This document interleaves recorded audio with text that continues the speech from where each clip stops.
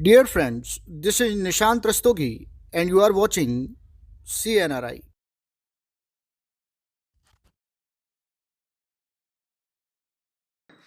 आइए अब इस क्वेश्चन को सॉल्व करते हैं। क्वेश्चन आपसे कह रहा है कि क्या होता है जब केवल रासायनिक समीकरण लिखिए what happens when right only chemical reaction ethylene react with potassium permanganate in basic medium. क्षारीय माध्यम में पोटेशियम परमैंगनेट की क्रिया एथिलीन से होती है। देखिए अगर क्षारीय माध्यम में हम पोटेशियम परमैंगनेट की अभिक्रिया कराते हैं तो हम यहाँ पर एक नाम और भी देते हैं, कोल्ड डाइल्यूट बेसिक या एल्कलाइन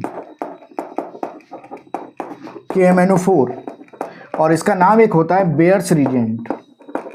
हम इसको क्या नाम देते हैं? बेयर्स रीजेंट नाम देते हैं, बेयर्स अभिकर्मक नाम देते हैं, ठीक है ना।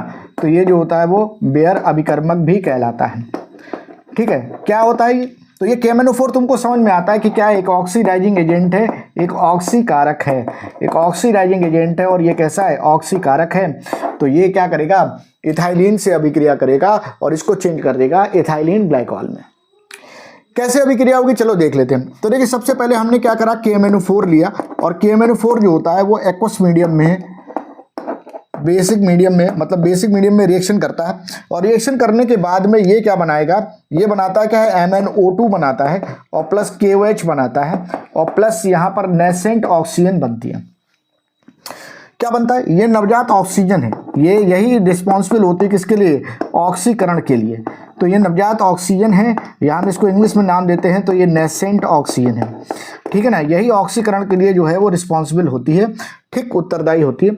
अब बनेगा क्या? तो देखिए यहाँ पर जो होता है इसमें ऑक्सीकरण संख्या अगर हम पता करें KMnO4 की, तो Mn की ऑक्सीकरण संख्या पता करें तो देखो पोटेशियम की तो +1 होती है, प्लस Mn की हमने x मान ली, प्लस 4 है ऑक्सीजन, ऑक्सीजन की कितनी होती है? -2, और पूरे पे कोई चार्ज नहीं है यानी =0 हो गया। यानी ये 1 + x - 8 = 0 हो गया, यानी कि x = क्या हो जाएगा? +7। यानी यहाँ पर Mn की ऑक्सीकरण संख्या कितनी है? +7। चलो भैया यहाँ बताओ मैंगनीज डाइऑक्साइड में Mn की ऑक्सीकरण संख्या कितनी है? तो ये x हो जाएगा +2 और इसकी -2 = क्या? 0 हो जाएगा। x - 4 = 0 हो जाएगा, तो x = क्या हो जाएगा? +4। यानी यहाँ पर क्या हो जाएगा? +4 हो जाएगा।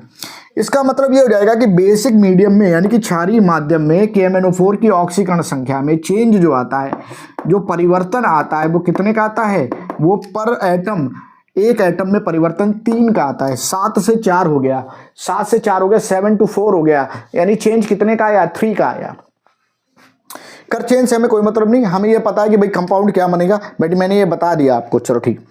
अब इस रिएक्शन को बैलेंस कर लेते हैं। तो बैलेंस करने के लिए यहाँ पर हमारे पास में 2 KMnO4 + H2O आएगा, 2 MnO2 बनेगा और यहाँ पर 2 KOH बनेगा और +3 नेसेंट ऑक्सीजन निकलते हैं। रिएक्शन को देख लेना। अब ये ऑक्सीजन जो है वो अभिक्रिया कर जाएंगे किसके साथ में? एथाइलिन के साथ या एथीन के साथ, ठीक है। इसके साथ अभिक्रिया करेंगे और अभिक्रिया करने के बाद ये बना देता है क्या है? इथाइलिन ग्लाइकॉल बनाता है। तो CH2OH, सिंगल बॉन्ड CH2OH, इसका नाम हो जाएगा इथाइलिन ग्लाइकॉल।